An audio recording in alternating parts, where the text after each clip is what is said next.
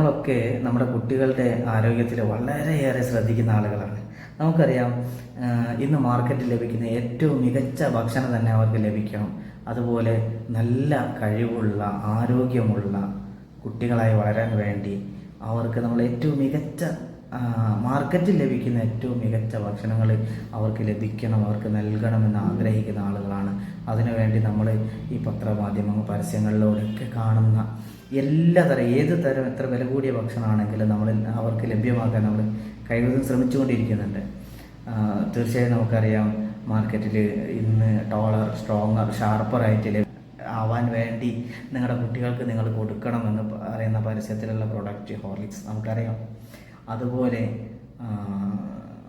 പ്രമുഖ താരങ്ങൾ വന്നിട്ട് പരസ്യത്തിലൂടെ പറയുന്നുണ്ട്, boost is the secret of my energy, ഇതുപോലെ ബോൺവിറ്റ, ഒരുപാട് പ്രൊഡക്റ്റുകളുണ്ട്.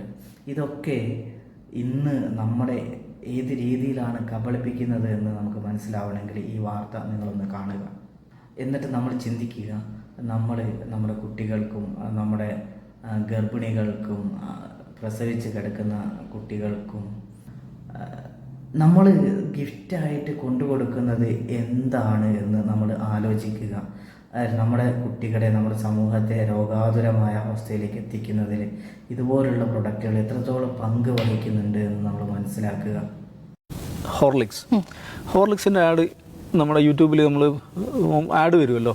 അപ്പോൾ ആ വീഡിയോ ആഡ് പ്ലേ ചെയ്തിട്ട് അതിൻ്റെ അവസാനത്തിലൊരു ഡിസ്ക്ലൈമർ വരുന്നുണ്ട്. ആ ഡിസ്ക്ലൈമർ എന്ന് പറഞ്ഞിട്ടുണ്ടെങ്കിൽ അത് ആരും ശ്രദ്ധിക്കില്ല.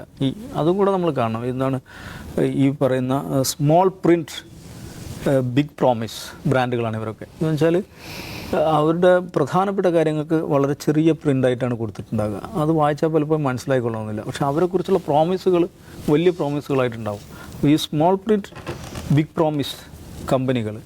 അപ്പോൾ ഈ ലൈറ്റ് ഹോർലിക്സിൻ്റെ പരസ്യമാണ്. അതിൻ്റെ അവസാനത്തിൽ ഒരു കൊടുത്തിരിക്കുന്നത്, ഇതിൽ അസസൽ ഫോം പൊട്ടാസ്യം അടങ്ങിയിട്ടുണ്ട്, കുട്ടികൾക്കും ഗർഭിണികൾക്കും മുലയൂട്ടുന്ന സ്ത്രീകൾക്കും ശുപാർശ ചെയ്യുന്നില്ല. ഇതാരാ പറയുന്നത്?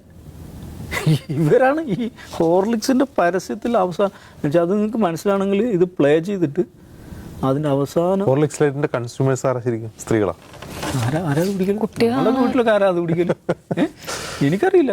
ഞാനിത് കണ്ടത് ഇത് വളരെ പ്രധാനപ്പെട്ട ഒരു പ്രോട്ടീൻ, ഒരു സപ്ലിമെൻ്ററി ഡ്രിങ്ക് ആയിട്ടാണല്ലോ ഈ കുട്ടികൾക്കും സ്ത്രീകൾക്കും ഒക്കെയുള്ള സപ്ലിമെൻ്ററി ഡ്രിങ്ക് ആയിട്ടാണ് അത് പൊതുവെ സ്വീകരിക്കപ്പെട്ടിട്ടുള്ളത്. അപ്പോൾ അതിൻ്റെ പരസ്യത്തിൻ്റെ അവസാനത്തിൽ അത് കാണാൻ ഇച്ചിരി പാടാട്ടോ. നിങ്ങളതവിടെ പോസ് അടിക്കണം.